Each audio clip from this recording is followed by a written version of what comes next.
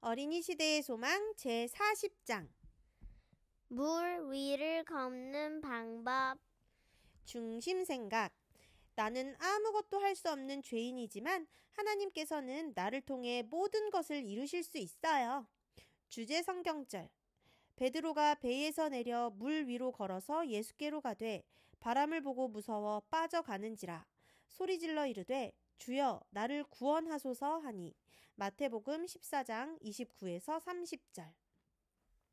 어린이 여러분 안녕하세요. 여러분은 물놀이를 좋아하나요? 네. 이 책을 쓴 목사님은 계곡, 강, 바다에서 물놀이하고 수영하는 것을 정말 좋아하신대요. 무더운 여름 시원한 물에 몸을 담그고 수영을 하면 정말 기분이 좋지요?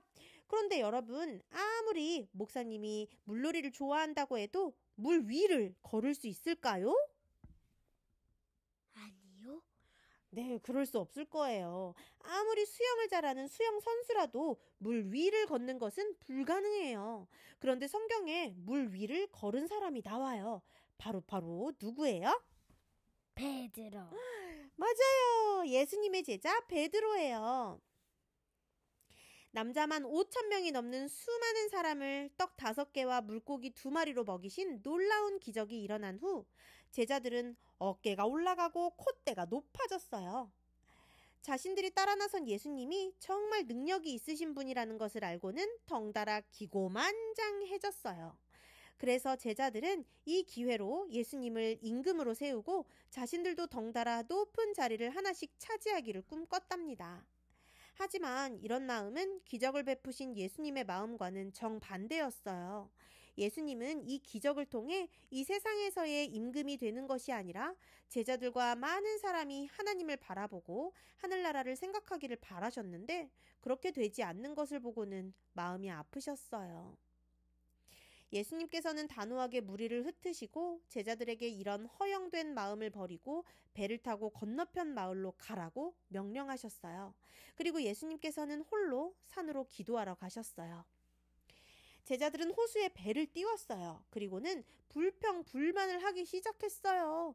놀라운 기적을 보고 경험한 제자들의 입에 하나님을 찬양하고 감사하는 마음은 찾아볼 수가 없었어요.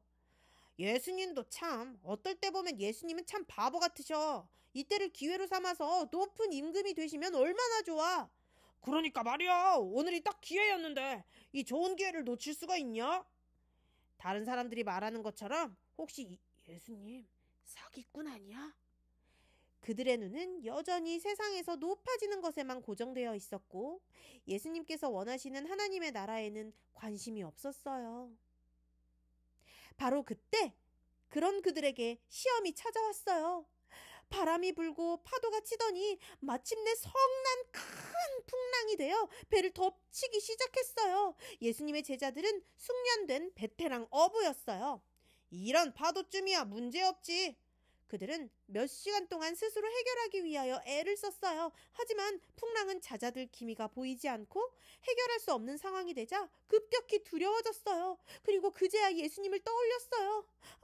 이럴 때 예수님께서 함께 계셨다면 좋았을 텐데. 예수님께서 우리를 구원해 주실 텐데. 그때였어요. 예수님께서 거친 풍랑을 헤치고 물 위를 걸어서 제자들에게 다가오시는 게 아니겠어요? 예수님이 함께 있기를 소망하였지만 막상 믿을 수 없는 모습. 물 위를 걸어서 다가오시니 제자들은 예수님을 알아보지 못하고 유령이라고 생각하며 두려워했어요. 유령이다!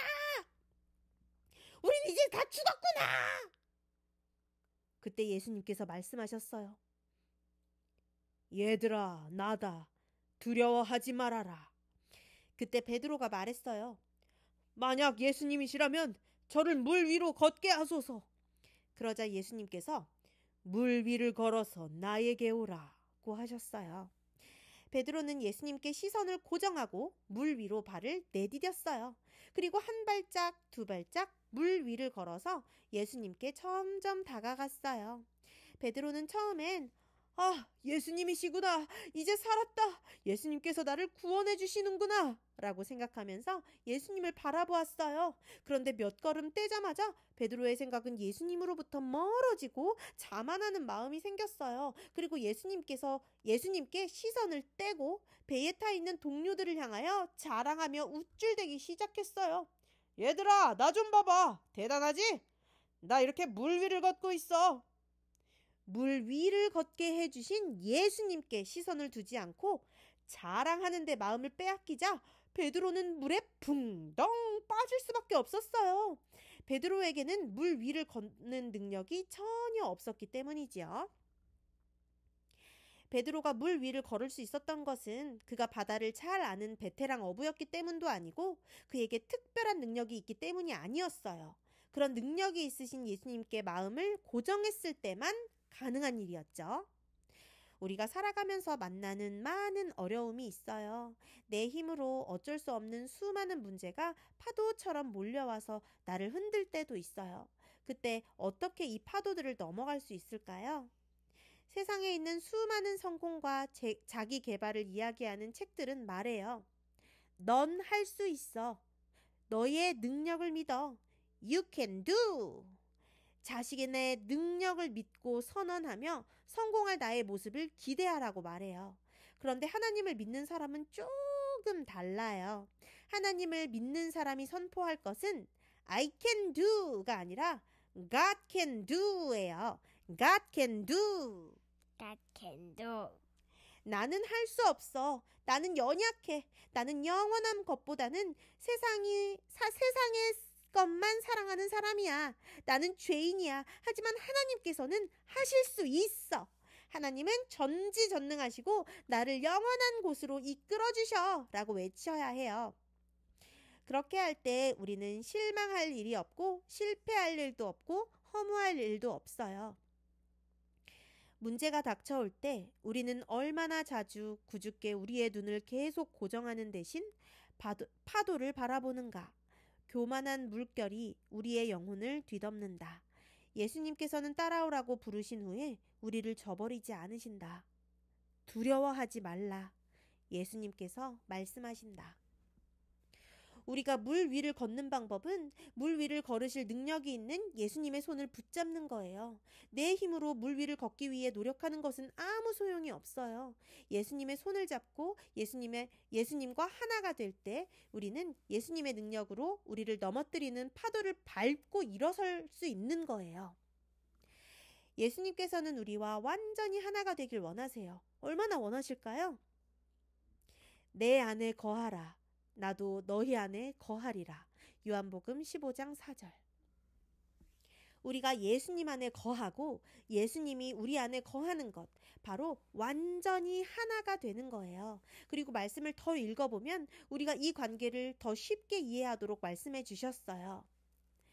가지가 포도나무에 붙어 있지 아니하면 스스로 열매를 맺을 수 없음같이 너희도 내 안에 있지 아니하면 그러하리라. 요한복음 15장 4절. 마치 나뭇가지가 나무에 붙어 있는 것과 같은 관계를 말해주고 있어요. 나뭇가지가 꺾여서 떨어지면 그것을 나무라고 볼 사람은 아무도 없지요. 단지 땅에 떨어져 있는 나뭇가지에 불과해요. 그것은 아무것도 할 수 없고 꽃과 열매도 기대할 수 없겠죠. 하지만 나뭇가지가 나무 줄기에 붙어 있으면 그 나뭇가지는 나무의 일부가 되어 나뭇가지로 보는 것이 아니라 나무라고 불려요. 그리고 그 가지에는 이파리가 나고 꽃이 피고 열매가 맺게 돼요. 나 혼자 있을 때는 죽어가는 나뭇가지에 불과하지만 든든한 생명의 뿌리이신 하나님께 붙어있는 나뭇가지가 되면 가장 나다운 모습으로 내가 맺을 수 있는 가장 아름다운 열매를 맺을 수 있도록 해주시는 분이 하나님이세요. 내가 죄인이라고 나는 아무것도 아니라고 선언하는 것을 두려워하지 마세요. 오히려 그것을 인정하고 내 입에 God can do를 외치면 하나님께서 오히려 내가 하려고 했을 때보다 더 나답고 더 멋지고 더 아름다운 열매를 맺게 하실 거예요. God can do. God can do. 예수님과 하나 되어 물 위를 걷는 우리 모두가 되기를 바랍니다. 끝.